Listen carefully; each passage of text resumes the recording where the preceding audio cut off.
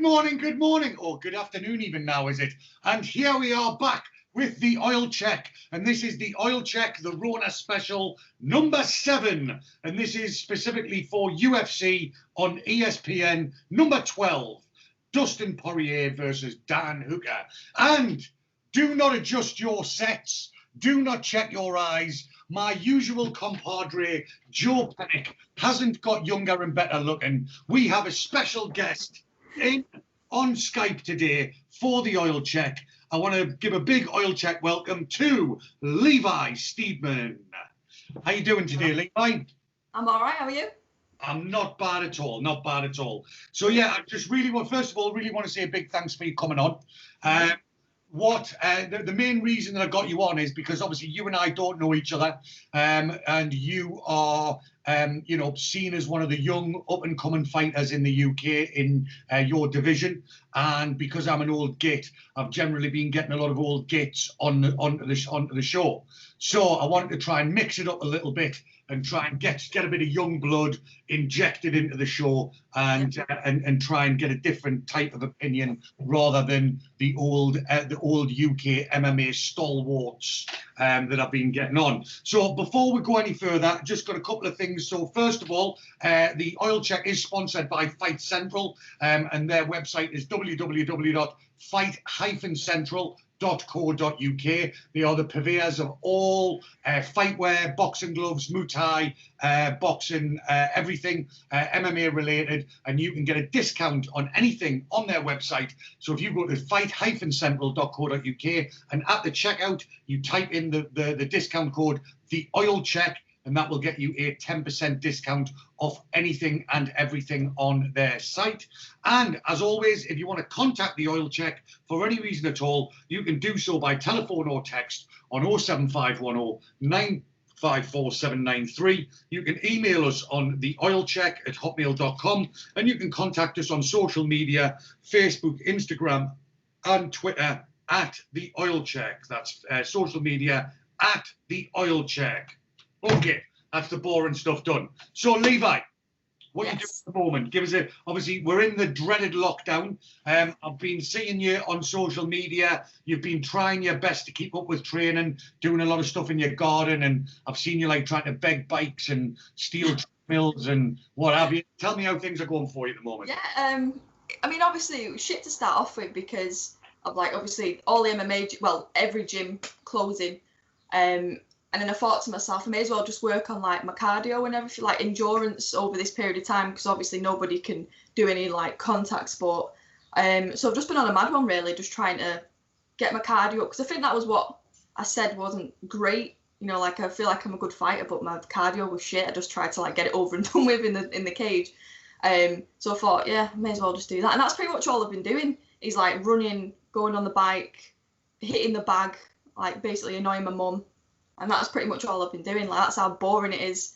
And I'm dragging my hair out now. I'm like, just fucking open the gym. Just do something. Like, it's ridiculous. No, I know what you mean. I mean, on Tuesday, so I don't do MMA anymore because I've got a dodgy knee, but I still do a bit of boxing. And Tuesday, the boxing club had their very first outdoor, socially distant training session.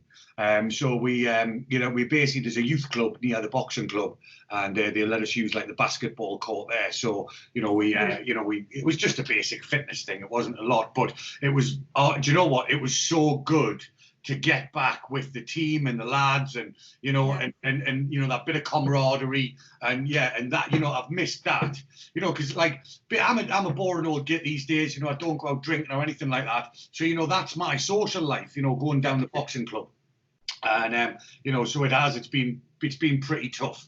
So apart from obviously trying to keep up with your training, have you been again? I don't know anything about you, so some of these questions might seem a little bit strange. Like, what do you do for a living? Have you actually got a job, or is training full time, or? Yeah, well, I'm lucky to have like a really good boss. So I work for a case management company. They basically rehabilitate people who've had traumatic brain and spinal injuries. Oh, good.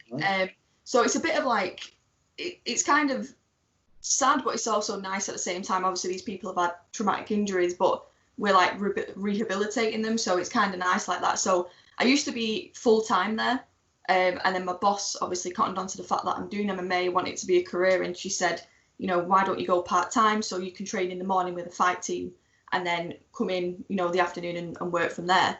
And that's pretty much obviously what I've been doing for the last, I think it's 2 years or something like that, 3 years. But it's funny, recently, obviously, everybody's getting furloughed, but I didn't up until like last week. So they would let me work for like 12 weeks. And then all of a sudden, when it got to the cap of being furloughed, they was like, oh, we're going to furlough you. So I was like, buzzing. At least I get to, you know, focus on my training a bit more now. Obviously, a bit more than I was, although I can't do much. But yeah, that's pretty much what I do. So what do you do? Like, are you like a physio or like something like that, or do you like work in the office? So they have case managers who are like, they've all got their own specialties, whether it's physio, occupational therapist, things like that. I just deal with I do all the administration work. So I get to like obviously read all these reports that come through from solicitors and, you know, into these people's lives. And but what I do as well is like, obviously quite a lot of our clients have physical and mental like disabilities. So some of them don't have any family either. So it's kind of only us that they've got. So like sometimes we've got certain clients who we know we haven't got family, and I'll just ring them up and I'll just have a chat for them for, you know, for half an hour. And that's not even part of my job. Like I just do it because, you know, I've got half an hour in my day, especially when I'm at home now anyway, and just, you know, ring up and have a chat with these people. So yeah, I basically like do the administration side, but also just dip in with different, where I can help, because I'm not a medical professional, but if I can chat to someone and, you know, make the day for that 10 minutes or whatever, then like that's pretty much what I do. So honestly, oh, that's really nice, man. So yeah, it's so do you think that after fighting's over, do you think that's something that you'd want to continue with? You know, the maybe looking towards getting qualified as some kind of physio or something like that? I mean, obviously, because I wanted, this is kind of like just to get money really is the job, and you kind of end up falling in love with it a little bit because you can see how much you help people. But that is what I would want to do. Like I would want to obviously try and get as far as I can in MMA, and then, you know, if all else fails, I do want to help people, and whether that's, you know, even down to coaching or, you know, like you say, like not almost like social work, but not, because obviously I'm not qualified and I wouldn't want to go and, you know, study again, because it was the fucking worst time of my life, is being in, you know, in like some form of school setting. But yeah, just like helping people as well. Like you kind of get, you know, it's nice, isn't it, to give. Like I'm saying with presents me at Christmas, like I end up going mental, spending all my money on presents and helping people, and I'm like, shit, now I've got no money. But I'd prefer that than actually getting stuff myself. So a little bit of a softie. Oh, look at that. And how old are you at the moment? 23. 23. Okay, so you know you're in the very sort of embryonic stages of your career, and so yeah. going all the way back then before. So how did your martial arts career begin? Were you in a single discipline or like a traditional martial art, or did you jump straight into MMA? I kind of jumped straight into it. So basically, what happened is I mean, I've said this before on other podcasts that I've been on, but I started off playing football. Years ago, like literally since I started walking, I was playing football with my brothers, and then ended up on football teams and all stuff like that. Ended up playing for Manchester United girls for a bit, and then as it went on, like I'm kind of that type of person that just wants to always do sport, so I was always around sport, always wanted to do that. And then because I've got two brothers, like we were always fighting, like two older brothers, always getting levered, being used as like a wrestling prop. Like next minute I'm getting fucking chokeslammed from him, and then he's doing whatever, and I'm like, fucking hell. So I've constantly been like roughed up all my life. And then I got to a point, I was getting a little bit fat and I was getting a little bit chunky. I was like, I need a personal trainer me. I'm shit, like trying to like, you know, figure out my workout plan. So I went to the gym group, and there's a girl there called Liana Tumner, and she was an MMA fighter at the time. So I seen like, you know, like you can pick like PTs, they have all what they do and all things like that. And she said like pad work and boxing and all this, and I was like, you know what, I want to get into that. So started boxing, and without sounding like a big-headed knob, like I already knew how to punch. It's like I already knew how to move my body in that sense. Like I already knew how to punch. I wasn't like, you know, like you see some girls in boxercise fucking doing this, winds me up. And then she was like, you know, you should, you know, go ahead and do this. And at the time, the tough Tough Series was one with, Saul Rogers in. Yeah. And I didn't know at that time. I knew about SBG and I knew about Connor and everything. And I didn't actually know that there was the SBG literally 5 minutes away, like in Manchester, where I go now. And then when she said that, she's like, you need to look into this. Like, you should go into it. And I was interested in MMA. So I just basically Googled it, messaged SBG and was like, can I come in? And then come in. And then literally the rest was history. I think it was like just after Christmas is when I went on my free trial. And then I joined on can't remember, it was just in January, so the new year. And that was in 2015. I had my free trial, and then it just went on from there pretty much. So pretty fresh, like didn't have any, background. Had a pretty good kick, obviously, from football and knew how to like box a little bit, but then obviously grew on from there pretty much. Yeah. Cool. So, I mean, I heard you. I was actually looking before we started. I was on YouTube and I was having a look at a couple of things. And you were I saw one interview that you did with, I think it was Severe MMA, and you were talking about how you didn't want to rush it. So obviously it's been you've been nearly 5 years now in your training. And hold on, where are we? Just have a quick. So you're currently 6 and 4. So how long? Let me just go back here. So your first fight was in 2018, middle of 2018. So what it was nearly was 3.5 years from your starting before your first fight. Yeah. Yeah. So like, obviously, was when you said that when you went into it, it was purely just to lose the weight, was it? Or did you when you walked through the door, did you think, right, I'm going to fight?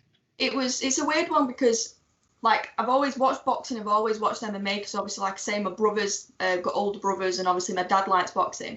And I've always wanted to compete in, like, some form of combat sport, but I wanted to lose weight because obviously I was getting a little bit chubby. And because I was interested in the boxing, that's when it kind of triggered that I did actually really deep down want to go and, like, pursue that. Yeah. And then I remember going into the gym. I think this was after, like, can't remember how long it was, probably only a few weeks. And Carl Tanswell was sat in the gym, and I went up to him, and he didn't really know me at this time. Like, I knew Matt and, his fiance and everything. I was chatting to them, and I said, I want to fight for you. And he just looked at me, and I remember this, and he was like, he looked back at Matt and he went, what's wrong with you? Because he's like, there's got to be something wrong with you if a girl wants to fight. And I was like, no, I genuinely do. And then that was from there, like, obviously started the sparring and everything. And it's pretty much, went from there. But I took my time because I didn't want to be, you see a lot of these people who, they rush into MMA and then they have a shit debut and they might win, but they don't look good. And then I remember after my first fight, it was on the Cage Warriors Academy, up against Sophie Keenan, and like everybody was commenting on like how good my boxing was and like my movement and all different things, and that's exactly the type of impression that I wanted to make. I didn't want to, just fall into like scrapping like a girl. I know people get triggered by that, but it's shit. It's like scrapping, isn't it? Like bitch fighting, and I didn't want to do that. Yeah, like they just grab each other's necks and go mental, and I didn't want to do that. Like I think that's the same with everything. Like all the sport that I've done over my life is I wanted to do it at the best level. And like, like do a good show of myself pretty much. I didn't want to like look, mediocre. I always wanted to do it, pretty good. So yeah, so you wanted to look good, which is absolutely fine. I mean, I've seen, I've been doing this for a long time. So I've been, I've been emceeing events since 2003. And I've seen the good, the bad, and the ugly. I've seen it where people have just genuinely shit, and I've seen it where, like, I've had it where people have walked in to an event as a friend of a fighter, and the promoter's gone, "What do you weigh?" And then because they've had a dropout and all that, and it's oh man, I mean, like, it's dangerous. I mean, it's absolutely, someone will get killed like that. You know what I mean? So it's it's nice to see someone that's got got a half sensible head about it, and it's the you're looking to do it properly, because there are so many people out there that fucking bodge job this stuff, man, and it's massively that, like, I hate, like, when they just put anybody in there And it's dangerous, like you say. Like that's what gives not just MMA, like like white collar boxing and stuff like that. It just gives it like a bad name, doesn't it? And then you see like an article saying, fucking white collar fighter got a brain injury, and you're like, that's nothing to do with how dangerous the sport is. It's because they didn't know what they were doing. People swinging at each other, and that's what gets on my tits, to be honest. No, and like, I mean, look, I know exactly where you come. I mean, even me. I mean, like, I've never been the greatest fighter ever. I was all back in the day. I used to be far more interested in getting pissed and getting good in the gym. But Yeah.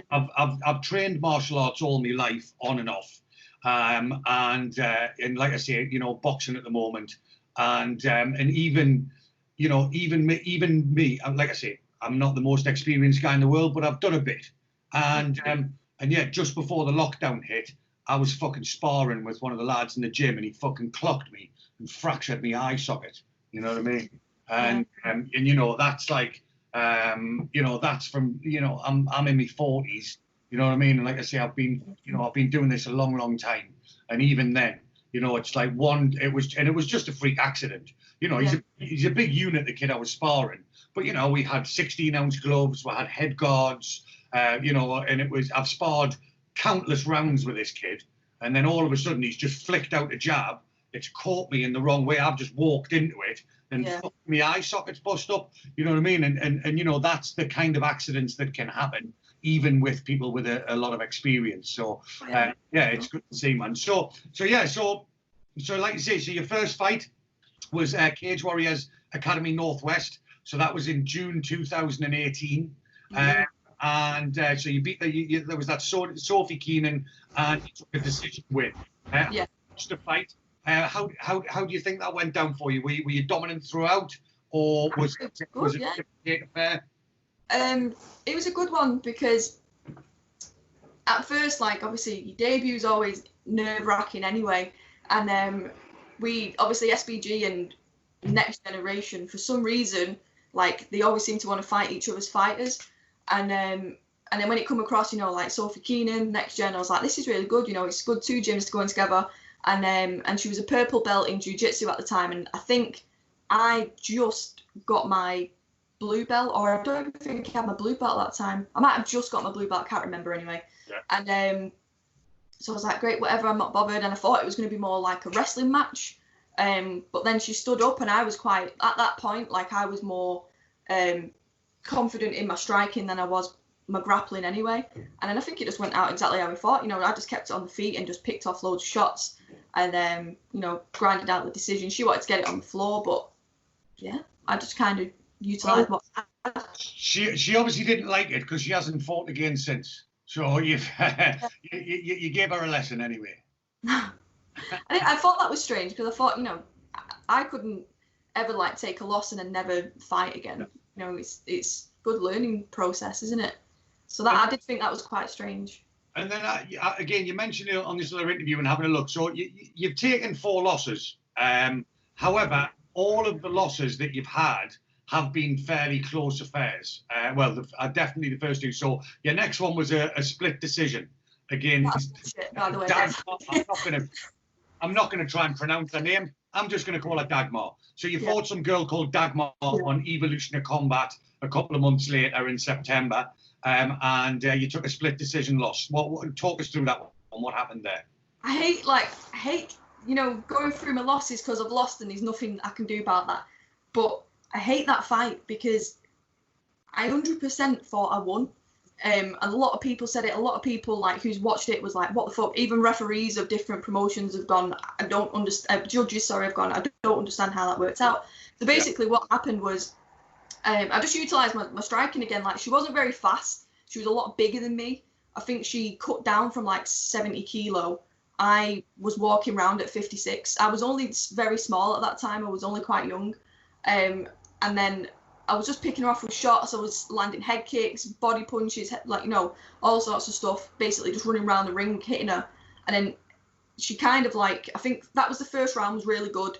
Second round, what she did was just try and grab hold of me. And I was hitting her, and then she'd grab hold of me against the cage and wouldn't do anything. So she wasn't trying to take me down. She was just kind of trying to hug into me.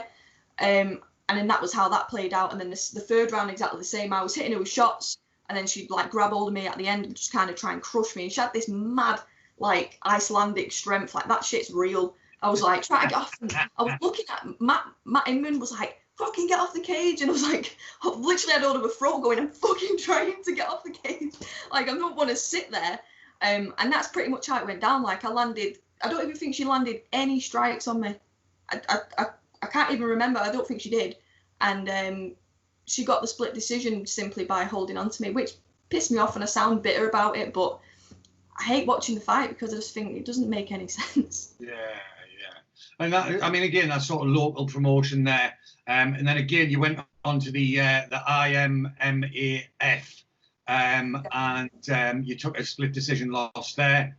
Then you're back in the win column, golden ticket, which is Wolverhampton.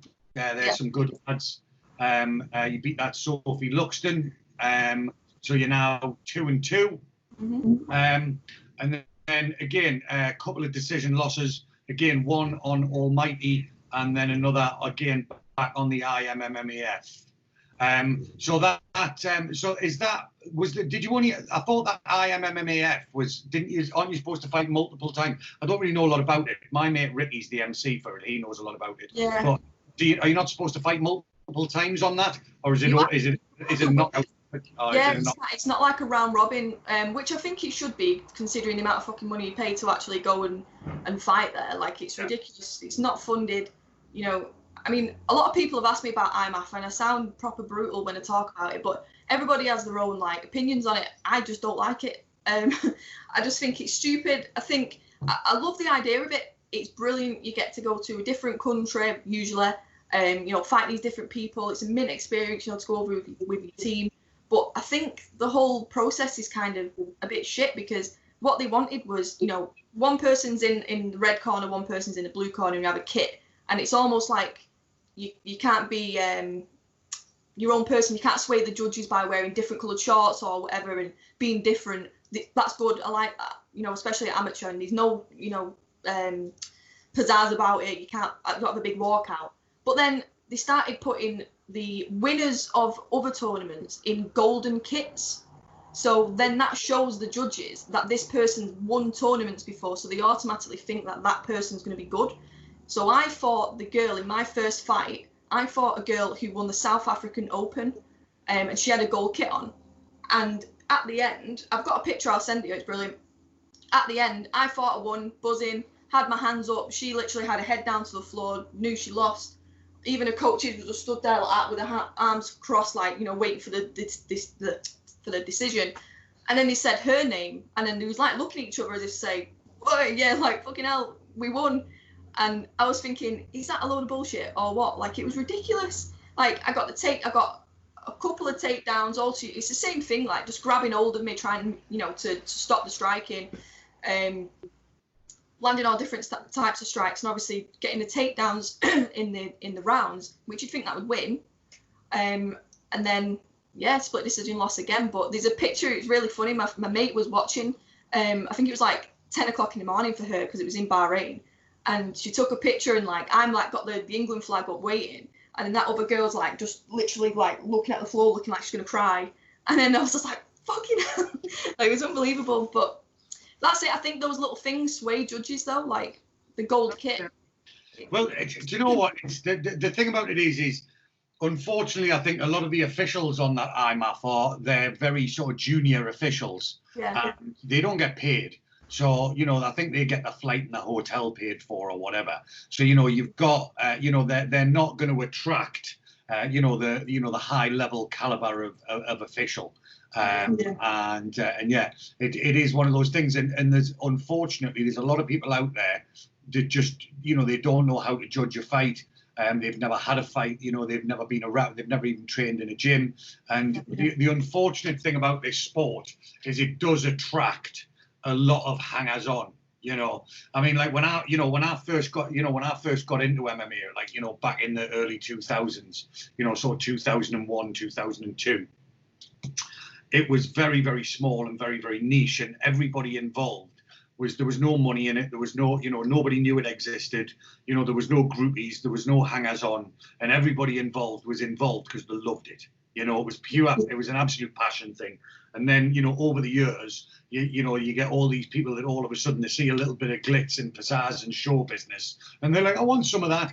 And you know, there's people who are, you know, they you know, in my opinion, they get involved for the wrong reason. You know, like I say, I got involved because I was passionate about the sport and I loved the sport. There's people don't really give a fuck about the sport. What they care about is the possible exposure that, you know, that they get, or they get the rub off of the, you know, hanging around with these fighters. And it brings a lot of bandwagon jumpery, and it fucking does my nut in, man. You know what I mean? So, but yeah. So look, then, you know, now we are on to the juicy part. So, so basically, as of September 2019, so the last part of last year, and then obviously your last 4 fights, you've been on a streak. So you're on a 4-fight win streak at the moment. You know, following those dodgy decisions that you were given, and yeah, so you fought on Budo, beat that, and you beat your first round stoppage, then on the Cage Warriors main card. So look, I mean, Budo's you know, it is what it is. I've got my own personal opinion about the person that runs that show. We'll not get into that right now. Well, let's just say not the most ethical man I've ever met. But you know, fight's a fight from your perspective. So was that where you was this for the title? Was it that Christina Yates fight? Yeah, that was for the title. That one, yeah. So you've won that first round stoppage, got the title, and then you've got the call up, and then you're on the main you're on the Cage Warriors 109. What was that like going on to the big show? That was really good. You know, I can't fault Cage Warriors at all. Like, they even, you can imagine that they treat obviously the pro fighters really well, but they actually treated the amateur fighters just as good. You know, set us up in a really nice hotel. Everything was really smooth. Everything went really well. And to be honest, I think it was one of the best fights I've done. And it weren't filmed. I was fucking fuming. Oh, really? Yeah, there's no footage, like, apart from like shitty footage that like my dad took in the crowd. Yeah. But he weren't like that far away, but you know, with the lights and everything, it's shit, you can't really tell. But yeah, I think it depends where they are, but they don't film amateurs. I think they do when they was in Manchester, it's like Northwest, and I think they have like a different person doing the filming. Anywhere else, like, they don't film them. And that was a really good fight, because it made me realise that I am actually good, because, like, obviously coming off a couple of losses, not that I felt like I was shit, I just kind of lost all faith in, like, the judging system, the actual, you know, how everything plays out. And I just thought, you know what, it's a load of bollocks. So thought this time I'm not gonna, I wanted to finish the fight, but I ended up just properly enjoying myself. Like, it was just a dead good fight. You know, it was a massive cage. I had lots of room to like move around, use my striking, lots of room to wrestle. And I just went out there and just proved that I am actually good. Like, the girl was 4-0. And she was a bantamweight, so she was coming down a weight class, but obviously she won 4 fights at bantamweight against like decent girls. So I just thought, you know what, I've got nothing like to lose. Take the fight, go and show how much I've improved since obviously my losses, and it kind of has proved that I am, you know, as good as I think I actually am. And it was a really good day. But the funniest thing is, in that fight, I didn't really get hit at all, and then she hit me with a really good, I think it was a left hook. I can't remember which side was it. It must have been a right hook then. I can't remember. But she hit me on the chin. And I was fine. And then after the fight, I was talking and Matt went, fucking hell, like, you took a dig there. And I was like, oh, yeah, I know. And then next minute, my jaw just locked up. And I was like, oh, fucking hell, I think I broke my jaw. Like, I go for, so me and my brother have made this kind of thing where after every fight, I go for breakfast with him somewhere, like, you know, in town. And I went for breakfast and I was literally like trying to put pancakes in my mouth and I couldn't fucking open my mouth. And every time I was taking a bite, my jaw would dislocate and I'd kind of have to like snap my jaw back in. And then he was like, you could hear it as well, kind of like popping out. And he was like looking at me like, fucking I went, I'm all right. I'll eventually eat it. But it took me about an hour to eat like fucking 3 pancakes. But yeah, that was quite funny. And it's only just really started to go back to normal. So you just thinking about what you just said there, mentioning your brother. So obviously you said you started out as your childhood of getting beaten up by your brothers. So can you kick fuck out your brothers now? Oh, they know now. They know I'm the brains, the brawn, and everything in the family now. So yeah, no, they really like it though. Like they buzz off it. They come to all my fights and they're like quite happy about it. They probably think it's a product of of them. Like they're taking all the credit. Yeah, pretty much. That's probably what they're thinking. Tremendous. And then you defended your title on Budo, and I was just having a quick watch of that one. I didn't watch the whole fight. I was limited on time, but I've fast forwarded it. So you've come out for round 3, and you've just savagely kicked this Doris right in the liver. And yeah, she didn't like that one at all. So was that was she again? Because forgive me for not watching the whole fight. Was she fucked before that, or was that was she coming out? I think she was tired. I think what happened was she just wanted the.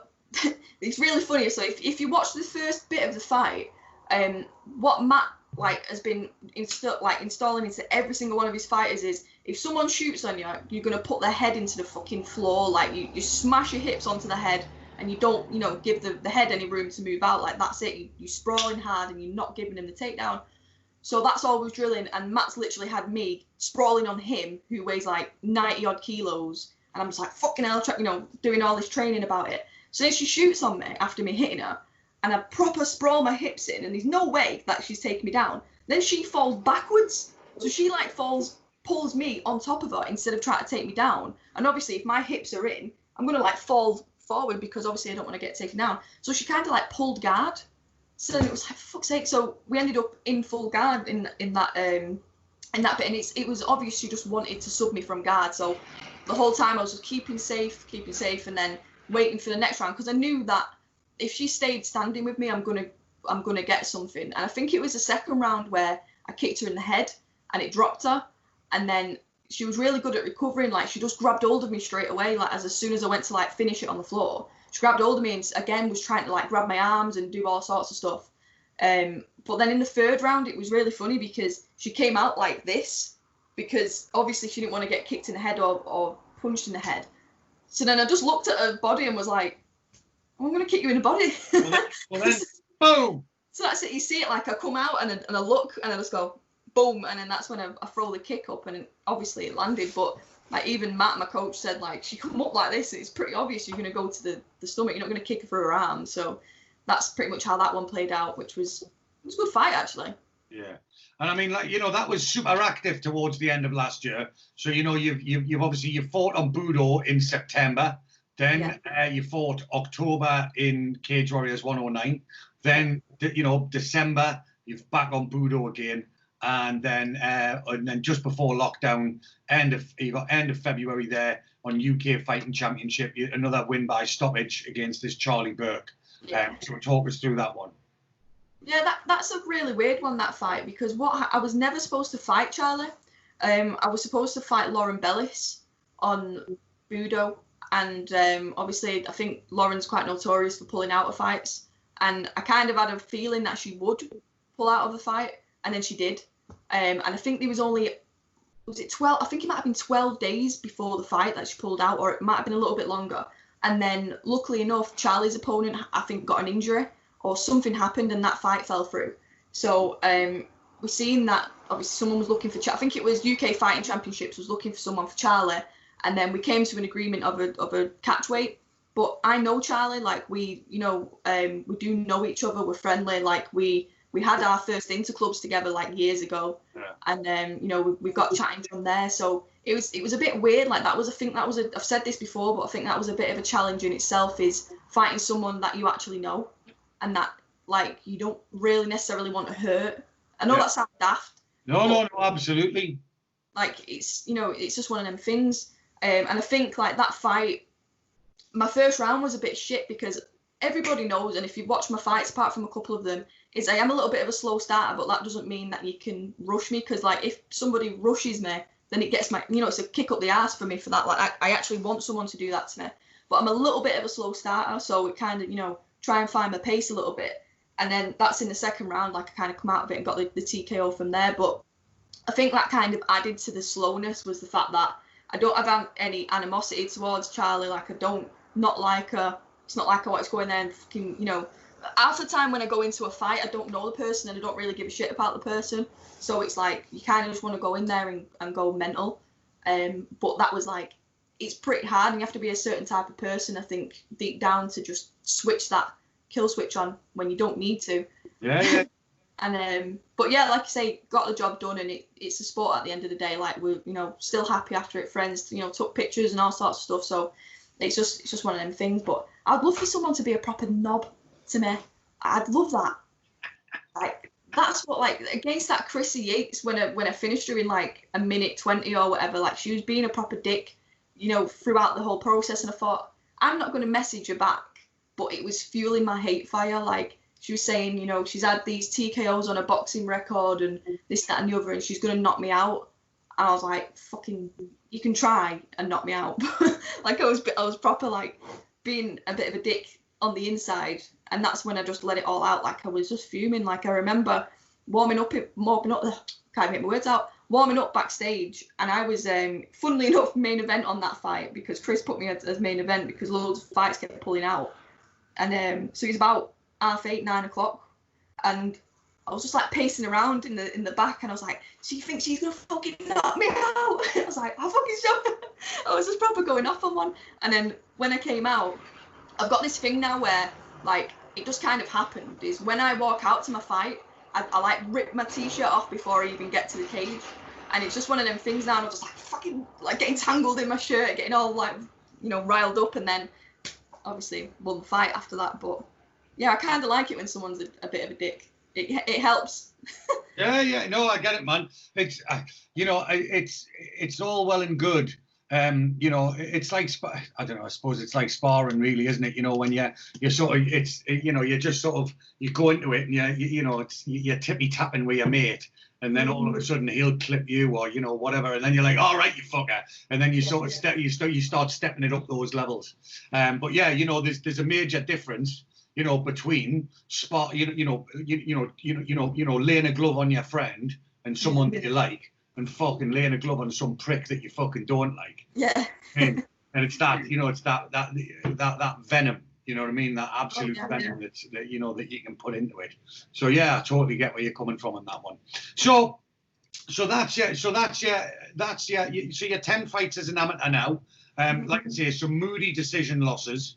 So you know, your 4-fight win streak. I'm assuming that, you know, you were fighting very regularly for those 4 fights. I'm assuming if this fucking bullshit hadn't have happened, you would have been, you would have had another 3 fights by now or something. Yeah, I like to be active, but I don't like to be stupid with it as well. Like, you know, I don't want to end up one of these people who just fucking goes to every single fight and just does like half-assed fights because I'm tired and broken from the last one. But I do like to be active at the same time, so it's kind of figuring out, you know, like the best fights to make. Like, I've never turned down a fight when, you know, my coaches said like, oh, this person, they're looking for this person.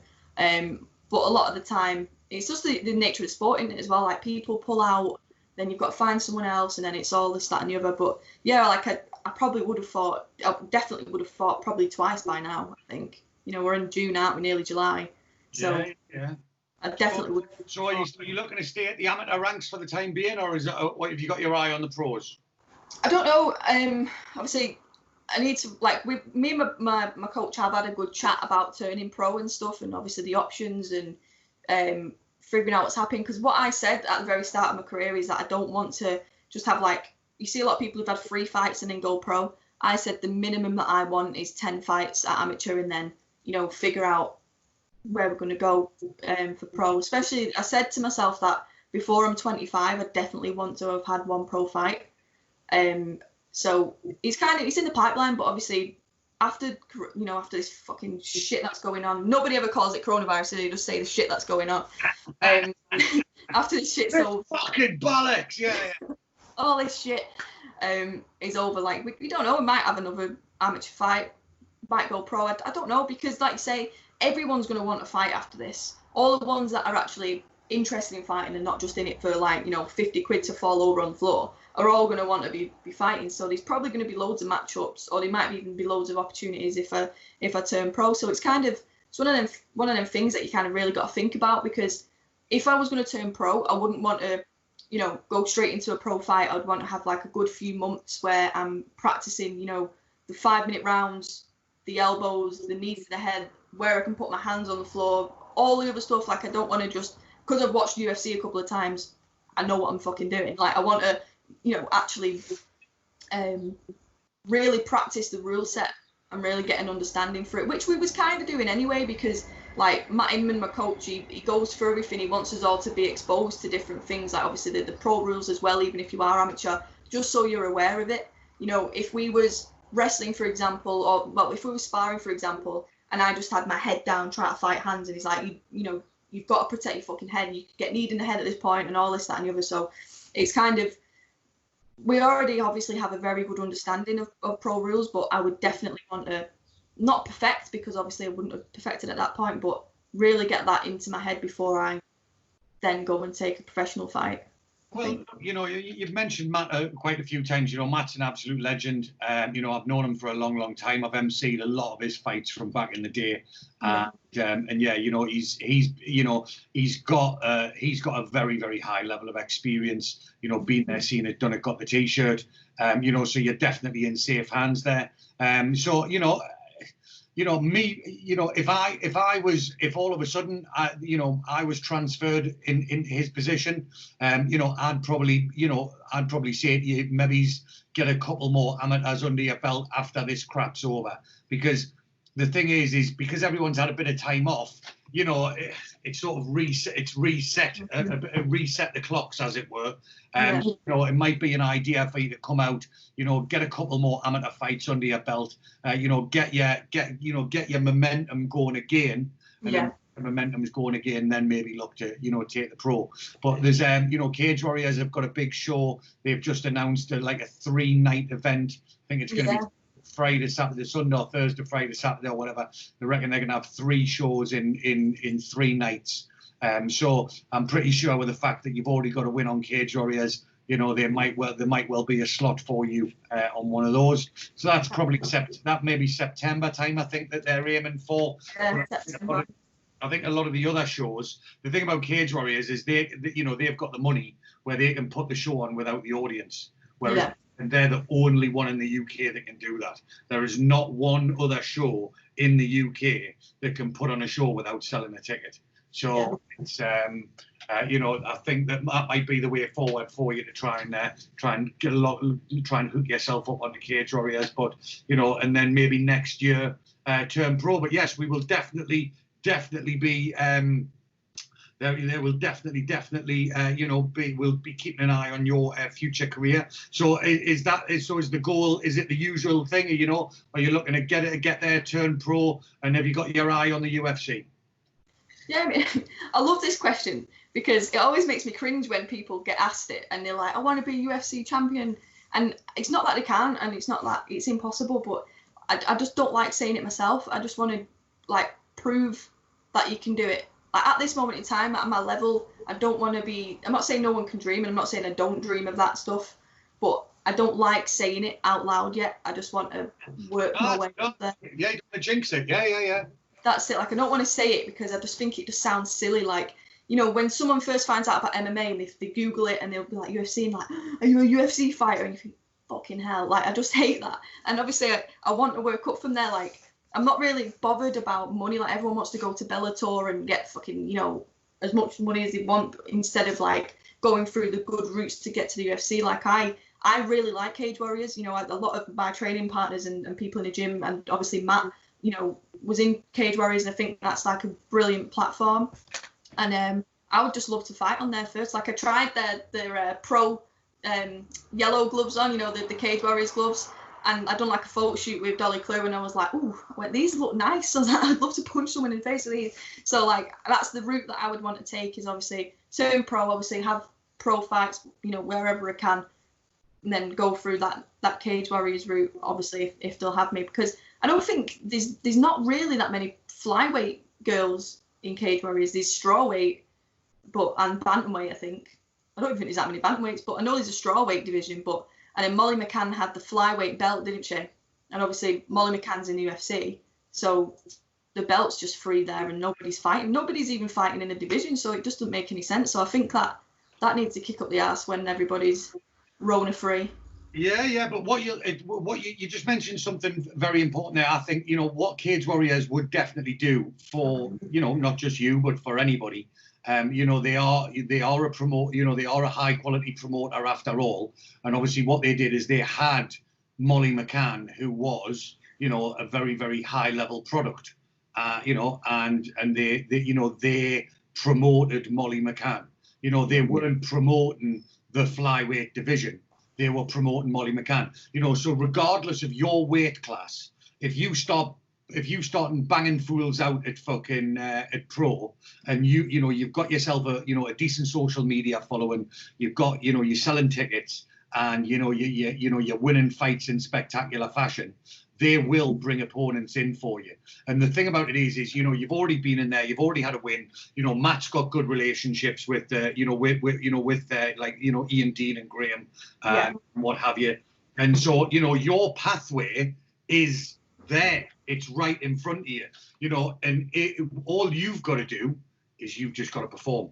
And it sounds to me like, you're definitely sort of keeping your feet on the ground. You're not wanting to get too excited. And it's, like I say, those people are like, I want to be UFC champion. And you're like, well, how many amateur fights have you had? Well, I've had 1 win and 1 loss. You're like, well, if I was you, I'd fucking concentrate on your next fight, you melt. That's it. That's the exact point I was making. It's not that I don't want to do that. I just don't want to look like one of them dicks that, although I've had 10 fights, it's amateur fights, I've not, conquered the fucking world yet. So that's it. Like, I think just taking it step by step, and like say, that's the route that I want to take. And I think you're right. You hit the nail on the head. Is obviously the path's already there, and it's just having to create it, go down it. And that is definitely the route that I'd want to take. Like I say, it's just the experiences that I've had with him. Obviously, Cage Warriors Academy is not like full Cage Warriors, but obviously it's kind of involved in that. And then obviously I've been to Cage Warriors events before. Like, I think they're always really well run. Like, I do, know Ian Dean as well. Like, I spoke to Ian Dean before and at different shows, and it just seems like, for me, the path that I want to go down. Like, I don't want to go chasing money straight away. I want to like build, progress my career. And everybody knows about Cage Warriors as well. Like, everybody watches Cage Warriors, whereas I'm not saying nobody watches Bellator or nobody watches, is it ACA now or all the other little shows? Big, well, it's still big, but like, if Cage Warriors is on at the weekend, everybody's watching it. Like, if there's another show, like, quite a lot of people might watch it, but I doubt it's as much as, people watching Cage Warriors. Like I say, I want to build that, like, good impression of myself on the big, stages when people are watching. And then, did you watch the little documentary that they brought out recently? The little Cage Warriors one? No, I've not seen that. It's Graham Boyle, and they've done like a behind the scenes kind of like documentary from, when it got locked down, and then he moved the show to Manchester from London. Oh, no, I've not seen it. What is it? Is that on YouTube or something, or was it on Fight Pass? Facebook, and I think it should be probably is on YouTube now. But it just shows, like, there was a bit in it where he was saying, like, literally everybody in the world right now would be watching. They were the only show that was on, wasn't they, at that time? So that kind of like refresh my memory into it as well, and just think, this promotion's really good. Like, I really like it. So we'll see what happens there. Might not happen, might happen. You never know. Well, that's it. But look, you've got the right mindset there. It's about focusing on what's in front of you, because you like you say, you want to be UFC, you want to do that, But if half your mind is over there, you're not worrying about what's right there in front of you. So you keep concentrating on just, on the next fight. And, you concentrate on the next fight, you win the next fight, and then the natural progression will just happen. And like I say, you'll follow that, that path is already pre-set out for you. You've got the right level of guidance, you've got the right relationships there, and all you've got to do is keep winning. And if you keep winning, all the good stuff will happen. So, yeah, that's real good stuff. So, we'll just normally we've got a section that we call news and shit, where we sort of try and look for a few comedy things within the news and stuff. But unfortunately, there is very little going on right now. If you bring up the Google News page, it's just fucking Rona, lockdown, Rona, fucking. And then, you know, I don't know if you know, I live in Reading. And last week there was an absolutely horrific incident in Reading. There was 3 people got murdered, and there appears to be, you know, a lot of that stuff. You know, so yeah, it's fucking depressing, man. You look at the news and and then obviously, you know, you look out the window right now, it's fucking glorious sunshine, and yeah. So, but there was one thing that it wasn't exactly nice for the police that were involved. But there was I'm going to bring it up because there was a little bit of comedy. So yesterday, was it yesterday? Yeah, there was a street party in Brixton. Did you see this? No, I don't think I did. Okay, so Brixton, South London. Obviously, people have been getting the fucking rage with the lockdown. So whatever, they decided to have some kind of street party. And I mean, when I say it was a street party, you know, there was a hell of a lot of people there, and the old bill turned up to try and stop this street party. So the old bill have turned up and they're like, right, yeah, you got to stop this. And all these people in Brixton were like, yeah, fuck you, and started fucking throwing bottles of bricks. So there was 22 police officers were injured. And all of the, like, loads of police cars got smashed up. So yeah, they've turned up. There's all these dudes all these fucking people from Brixton are all obviously stood in the street, pissed out their faces. The old bill have turned up and just gone, yeah, you got to stop this. And they're like, yeah. So yeah, that was that. The only funny thing that's actually that actually happened over the last couple of days. And we will see, you know, how it goes up. So, you know, I'm certainly expecting, you know, tomorrow in the papers and on the news, there's going to be pictures of the beaches down in Bournemouth. And it's going to be like, fucking, yeah, so everyone will be out there. And, you know, so you can't fucking, you can't go to the fucking gym. Yeah, but yeah, all of these fucking pricks will be down on the beach today, all getting pissed and fucking having parties and whatever. And then, you know, there's just, you know, all of these new regulations, the fucking bullshit and the contradiction. So you can go to the pub, but you can't go to the gym. Now, my favourite one, the contradiction that they brought up, is that they are going to allow places of worship to open. Churches, yeah? They allow a church to open, but they will not allow a theatre to open and have a live performance. And I'm like, well, what the fuck's a church? Yeah. You're telling me that dude stands at the front and starts waving his arms and shouting and screaming and singing songs. That's okay, but you can't have a fucking theatre where there's a dude at the front shouting and screaming and waving his arms around and singing songs. I'm like, fucking absolute bollocks. And that kind of thing just epitomises the fucking stupidity of it. So, you know, like I say, I'm lucky that we had some socially distant training with a boxing club the other day. But yeah, it's like we're going to be, you know, all our training is going to be outside for the forthcoming period. So now, obviously, because you're still an amateur, are you not classed as the elite athlete that could get back to training? I don't know. I actually don't know. Like, I know there's a lot of gyms, isn't it? Like, obviously, I know that Darren Till, he's training, like, with various different training partners, and the people in the UFC, like, all over the world. Like, this is what's fucking driving me mad is there's loads of MMA gyms all around the world that's open, and they're training. And so if you're an elite athlete, you're not going to catch it. But, like, people who aren't technically getting paid for it yet can. And another thing that pisses me off is the fact that the World Health Organization said asymptomatic people, it'd be impossible for it to spread. So if you're not ill, then what the fuck are we doing? Like, why are we all not training? If you're ill, stay at home, and if you've not got symptoms, which would be an asymptomatic person, you're not going to pass it on anyway, apparently. And I mean, the thing about it is, someone particularly your age, very, very fit and healthy, the chances of anything, happening to you is very, very slim indeed. And yeah, and it's just, I mean, it fucking does me nothing. So anyway, so that's the really shit fucking news of the week. And yeah, so we could nominate the fucking UK government as cunts of the week for fucking not opening gyms.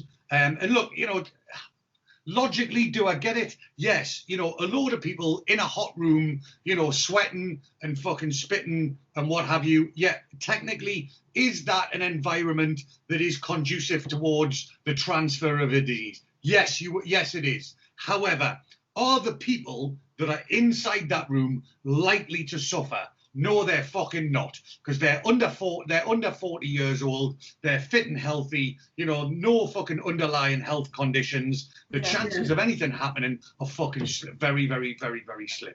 And yet, like, as I said on Facebook the other day, it's very coincidental that the businesses that generate more tax revenue are the businesses that can reopen. Yeah, those are the businesses that are the most unhealthy fucking things out there right now, like pubs. So yeah, it's fucking absolutely stupid. So the thing's crazy because, like, obviously you've been to a pub before in your life, and when people have a drink, there's no fucking way they're going to be standing away from each other. Like, you can't hear anyone anyway because everybody's talking, so you have to get close. And 9 times out of 10, when I've been out and people are talking, they're fucking spitting in your face because they're trying to speak to you loud enough.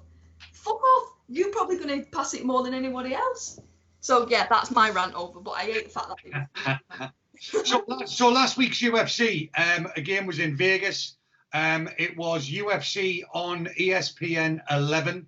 It was headlined by Curtis Blades and Alexander Volkov, but there were a lot of female fights on there. Did you watch the whole card yourself? I've not watched the whole card. No, I actually haven't. I can't remember the reason why. I think it's because I was just quite busy. But then I thought I'm not really that interested because quite a lot of them I weren't really that interested in. But I do try and go over and watch them when I'm bored. Yeah, certain cards get my attention, not just like all of the main, names that you hear, but the ones that I am actually interested in figuring out. Yeah. No, I get it. Look, man, I'm the same. It was there was a couple of things. There was one controversial thing happened in the first fight. So there was a lad called Mac. Again, my pronunciation of his surname, Max Rosekopf. Oh yeah, I've watched that one. Yeah, he retired on his stool. So basically went back to his corner after the second round, and his coach was giving him things, and he was like, "No, I'm fucking done." And it's a bit of a weird one, really, because it's there's people very rarely do that in boxing, and it's sort of retiring on your stool is sort of very frowned upon. But it was. With what we know these days with regards to head trauma and whatever, and the thing about it is if he was going into a fight where he wasn't 100% committed, that's where you've got a very, very high chance of getting hurt. Yeah, so what were your thoughts on the fact that he called it after the second round? So I thought it was a weird one, and I don't want to sound like a dick, so I'll explain both my opinion and what I think was right. So I understand from both points of view, like everyone was going mad at the ref, mad at his corner man, but it's like it's true what he's saying. Like he knows his fighter, and if he just knows that, like if he just knows that, he's probably a bit. If he was injured and he was hurt himself, perfect, fine, whatever. Like definitely take him out of there because it's not worth it. The guy's young. You don't need brain injuries and all sorts of different things. But if he just thinks like he's had a bit of a slapping, like he just needs to come out, he needs a fucking kick up the arse here. Like quite a lot of people do, a lot of people go, oh, I can't do it, and then come out and leather the guy in the next round. That's what I was thinking was going on. But I understand from his point of view as well, like as a young lad, if he was hurt, fair enough, he just wanted out of it. But me personally, it was his debut, wasn't it, in the UFC? It was, yeah. It was a very late. He got a last minute call up. Yeah. So, like you say, if he thought he wasn't ready for an absolute, like, fucking tear-up, he shouldn't have really took the call, but I understand why he did, because obviously the UFC, but then you wouldn't want to waste that opportunity. Me personally, I'm not saying that's the right thing, but me personally, because I'm a bit mental anyway, is like you wouldn't want to waste that opportunity. I wouldn't want to stand in front of Dana and go, I quit. Like I'm not built for this. Like I've not got the minerals to do it, because then I would probably never fight again if I felt like that in a fight. I don't think I should fight ever again. And that was my like thought process on it, was that it was a wasted opportunity. But you obviously got to see the health and safety side, and the fact that Dana was like, nobody should judge him for it, then that's cool. I just thought I didn't want him to waste that opportunity, and then Dana think, fuck this guy, like he can't even go through 2 rounds. But yeah, like I think I've had a lot of people say that was like the wrong thing to think about. He's only young, he's got a lot of left to give. But you see the likes of Justin Gaethje, you would say, I'll fucking die in there. Like he's putting his everything into it. Like he'd rather die than give up. And you see that if the ref doesn't step in sometimes in Gaethje's previous fights, if that was a fight in the street, he would get killed. His head would have got stamped in, and you can understand he wants to go out on his shield. But that's not necessarily what everyone is like. Like I think he's a fighter, and there's a lot of martial artists now. Like I think there's a difference. Yeah. And obviously that guy obviously wanted to get out of it. Wants to. I mean, was he really injured? Like I don't know. Like I skipped quite a lot of it. Like I saw what Ariel Hawani was saying about it, and I saw what Dana White said about it. Dana White was quite nice about it, which is unusual. Normally he's a bit of a fucking dick. You know what I mean? He's not like, but it surprisingly he was like, yeah, he did the right thing, and yeah, look, I'm a true believer that he did the right thing himself. Because, like I say, if you're not 100% in, then if you're 1 foot in and 1 foot out, or, you don't want to be there, then you're not going to fight with 100% commitment, and you're not going to, but more importantly, you're not going to defend yourself with the right level of commitment, and therefore that's when you get hurt. So, the kid himself, he's obviously took a bit of a pasting. He's, mentally, he's broken mentally, and he's gone, I don't want to do this anymore. Now, like you say, his corner did the right thing, was like, no, come on, let's do it. And he and then it got to the point where the bell was going to ring, and he's like, let's do it. And the guy went, no, and he went, okay. The corner's job is to encourage him and push him so far. But if it gets to the point where the guy's really like, yeah, I'm fucking done, then you've got to take that. You know what I mean? Understand, like a lot of people going, oh, like his corner was such a dick. I don't think he was a dick at all, because say for example, he come back to the stool, his eyes out here, or he's saying he can't fucking move his jaw, he's broke his jaw, or like Anthony Pettis, I can't move my hand, I've broke my hand. Then fair enough, he's not going to keep going, go on, fucking get out there. He's not going to do that. It's the fact that he looked physically fine, and sometimes people need a kick. Like, I think people are being way too harsh on him, because if I ever went back to my stool and was like, oh, I can't do this, I'd expect Matt to say, yes, you fucking can. You better get up off the stool and do it, because some people need that extra, like, spark to come back into it. Absolutely. But fight or flight, like, he's probably gone out there and not kicked in yet, and he's thinking he can't do it. I don't know. Maybe I'm being a dick about it. But well, look, I mean, we'll only really know how it's generally affected him. We'll see if he actually gets another opportunity and he comes back. It'd be nice to see if he gets another fight. So, and then there was a few other randoms on the card there. Nothing. Tisha Torres took a decision over that Brianna Van Bruin, and that Bobby Green beat Clay Guida. There was a nice thing afterwards. He brought his dad on, and he made quite a nice statement about, the fact that his dad's a white dude, and he was trying to spread a bit of love, which was nice in these horrible times. Yeah, that was nice. Jim Miller still doing the thing. Jim Miller being around the block, but absolute legend and absolute submission expert. Took an armbar in the first round. Josh Emmett, I believe he took a decision, but I think he hurt his leg quite badly during that fight. And then we've got Curtis Blades takes a 5-round decision over Alexander Volkov. Again, not exactly anything that's going to set the world on fire, but Curtis Blades, should certainly be looking at, we should certainly be considering Curtis Blades for a title shot. So obviously we're looking at DC is going to rematch. You see, so DC rematching Stipe.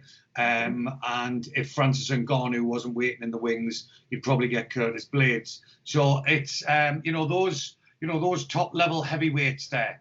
They've all fought each other on numerous occasions. And Curtis Blades, he's fought Francis twice and lost against him. So basically, at the moment, unless you're called Francis, nobody wants to see that fight again. I'm just having a quick look at the rankings here. So it might be, is he fought?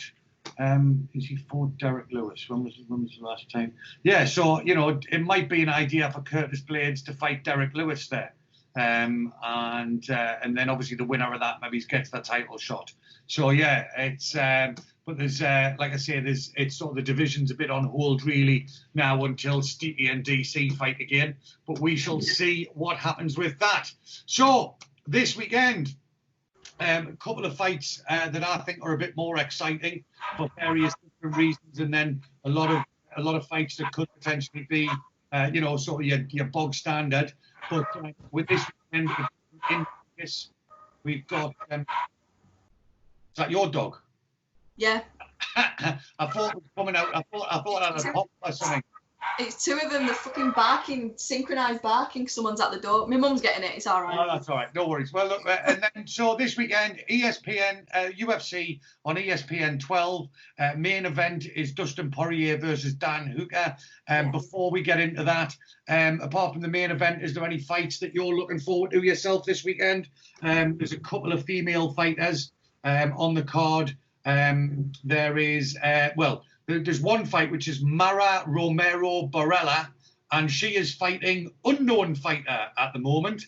So whether her opponent dropped out or whether they're waiting to announce it, I don't know. And then there's the Jin Yu Frey is fighting a Kay Hansen. Anything there that's setting your world on fire in those female divisions? Not really. It's quite actually because I don't really follow the female MMA, like the UFC, should I say, female UFC more than the men's. Yeah. Obviously, of the main girls, but I don't really. Because it's a bit shit because you don't really know about them, do they, until they're in title contention. Yeah.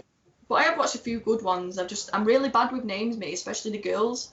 Whereas all the guys, I'm pretty good with. Well, the two main things I'm looking at is you've got your Cutwell, what would be considered maybe the co-main event. So you've got Platinum Mike Perry is fighting Mickey Gall. Now, it's like Platinum Mike Perry is one of them people that sometimes I look at him and I'm like, oh, I really like that dude.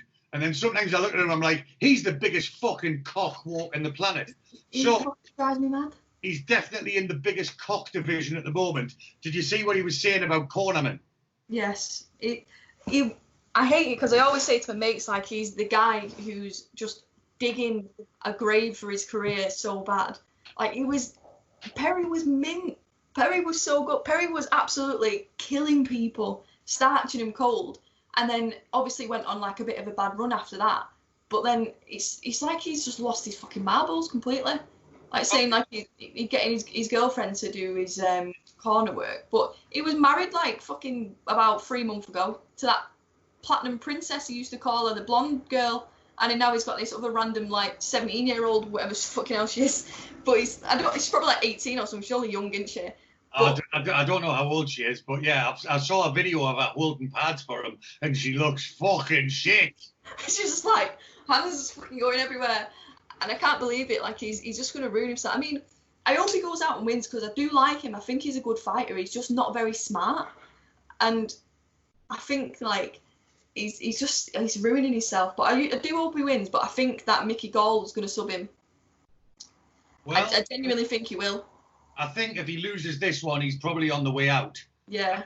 And like you say, he started off, and he was on a, he was, what was he? He's 1, 2, 3, 4, 5, 6, 7, 8, 9. So he went, he was 9-0, and he took, 2 fights in the UFC, beat Danny Roberts.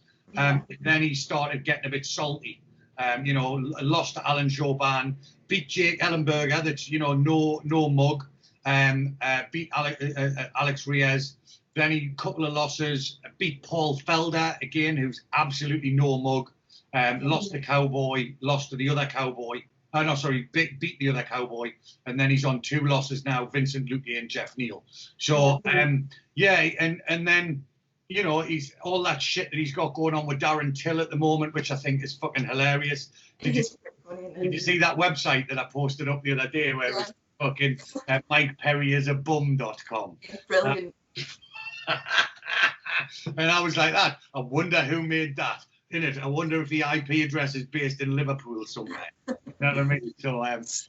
So I'm looking for it. You know, don't get me wrong. There's part of me, you know, because he's had some exciting fights, and but I like Mickey Gall, you know, and I think you know there's a big experience gap here. You know, Mickey Gall's 6-2, Mike Perry's 13-6. So you know, Mike Perry's had, you know, sort of 3 times, you know, 2-3 times the amount of fights there. Yeah. And like I say, coming out with these, you know, so there's part of me, you know, would like to see him put on an exciting fight like he used to, but there's part of me wants to see him get absolutely ironed out, and I want to see his girlfriend in the corner panicking like an absolute fucking, crying, like that, and just make him like all of this shit that he's been saying over the last week. I just want someone to make him look like an absolute fucking knobhead for it. And then main event. So the main event is a big fight. So you've got Dan Hooker, who is one of Stylebender's training partners from New Zealand. You know, he is on, you know, he's on his way up. You know, he's got a couple of losses on there, but essentially, you know, he's 20-8. But you know, he's definitely you know, proven himself in the UFC as one of the top contenders. And I think he's currently ranked. Let me just find out. Right, where is he? He is ranked. Number 5. So he's number 5. Yeah. So and Dustin Poirier, though, you know, Dustin Poirier is very, you know, is a very, very dangerous man. And you know, if you take out his loss to Khabib, which is, you know, there's no losing, you know, there's no shame in losing to Khabib. You know, he's been on a bit of a streak, and he's beaten the likes of Matt, you know, Eddie Alvarez, Justin Gate, you know, beat Justin Gate. So, you know, without a doubt, Dustin Poirier has got a far level of opponent on his record, and you know, like I said, without that loss to Khabib, you know, he certainly, I would say, is the far better fighter. So me personally, I would definitely think, you know, my prediction would be that Poirier is going to take this. Any thoughts yourself? I really like Poirier because I think since his loss to McGregor, I think that he's just become like another level of fighter. Yeah. And I think that's needed sometimes, isn't it? You need that like rock up your ass to kind of reinvent yourself. And I don't even think that he should be sad about his loss to Khabib, because to be fair, he was doing really well. Like, you know, he rocked him. He's got good power. Like, you know, he rocked him more than Conor ever did when he was fighting with him, and he did his best. And I think the only thing that's probably going to be like a defining factor for Hooker is obviously his reach and his leg length, because like you see, like Poirier moves good, but he doesn't move his legs very well, does he? Like, he takes a lot of leg kicks, and I think that would come into it as well, and obviously head kicks because he's taller. But also, like, Hooker, was it Hooker that knocked Ross Pearson out with a knee? I'm always thinking it's Hooker. I'm sure it is. I'm pretty sure. Hold on. Ross. Yeah, that's right. Yeah, that was in 2017. Yeah. Yeah, and I think like because Poirier's got like a really good boxing stance and like he moves his head and stuff, I'm worried that he might end up with a knee on his chin because of just how quick Hooker is with his legs. But I don't know. Like I say, I want Poirier to win, and I think he's definitely got the hands to. Like say, knocking out Justin Gaethje, who you could literally throw a bus at and he'll fucking just, you know, take it on the chin. I think he's got a massive, you know, advantage in the power department there. But I'm really excited for the fight, me. I mean, I do definitely want Poirier to win, but if Hooker wins, you know, that's just how it happens. But it's definitely a fight I'm going to be watching anyway, for sure. Yeah, I mean, I'm pretty similar. So, you know, I do think, you know, Poirier is odds on at the bookies. He's got at the higher level of experience. He's been in there with far better people. And like you say, you know, since he took that loss to Conor, you know, he's really developed and come on. And, you know, like I say, you know, to beat the likes of, before he lost to Khabib, he beat Anthony Pettis with a submission, beat Justin Gaethje, stopped him, beat Eddie Alvarez, stopped him, and beat the brakes off Max Holloway in a 5-round decision. Yeah. You know, so, you know, those 4 names alone. And then even before that, he beat Jim Miller, who, you know, we just said was that submission expert. You know, so those alone are far superior. But at the end of the day, you know, Dan Hooker is sparring with Stylebender on a daily basis. Yeah. You know, and if you're standing in front of Stylebender on a daily basis, you're gonna get used to moving your head. You know. Yeah. So he's definitely, you know, he's going to be hard to hit, but you know, I just think that I think that Poirier's experience will win through. But you know, you are right. You know, Hooker definitely does have, you know, some of the tools to do that job. So it's going to, like I say, the rest, you know, the bottom half of the bottom portion of the card is a little bit lackluster. But there are certainly some exciting there. You know, the two main ones are pretty exciting there. So we'll see what happens on Saturday. So just to reiterate, we are sponsored by Fight Central. That's www.fight-central.co.uk. And if you use the discount code, the oil check, you'll get 10% off anything on the entire site. And you can contact us at any time on 07510 954 793, telephone or text. Email theoilcheck@hotmail.com and social media @theoilcheck. So give us your social media handles, Levi, and I'll have them all coming up across the bottom of the screen in a wonderful little technological advancement. Yeah, so I've got @SteedMMA with an underscore. That's my Instagram, and then obviously Facebook's just Levi Steedman. That's it. Don't have no Twitter or whatever these kids are on these days. Definitely. That's you. You're the kids. No Snapchat then. That's what I always take the piss. I say Snapchat's for kids. So, Snapchat is for kids. Yeah. So even I'm on Instagram and I'm old. So so Steed MMA on the Instagram, Levi Steedman on Facebook, and unfortunately no fights booked up for you. But what we'll do is as soon as you get a fight booked up, we'll pimp it out on the page and everything like that. And then obviously what I'll do is once this goes live on YouTube, I'll send you over the links, and if you can share them on your social media, I'll be very, very grateful indeed. So before we let you go, Levi, anything else you want to add before you go? No, not really. I think we've covered pretty much everything there, haven't we? Yeah, no, listen, I just want to say a big thank you. Like I say, you know, we don't, you know, it's, you know, I'm trying to sort of change the flavour of the podcast and get on these people that I don't know. And, you know, from your perspective, you know, young lady fighter, doing really, really well. You know, it was cool to speak to you. I feel like I know you a lot more now. So, yeah, I just want to say a massive, massive thank you. And yeah, it'll all be online later on today. So, yeah, big thanks to you. And we'll, like I say, as soon as you get your next fight booked up, we'll start pimping it out on the social media platforms. Okay? Yeah, awesome. Thanks for having me. Thanks very much. Really appreciate it. No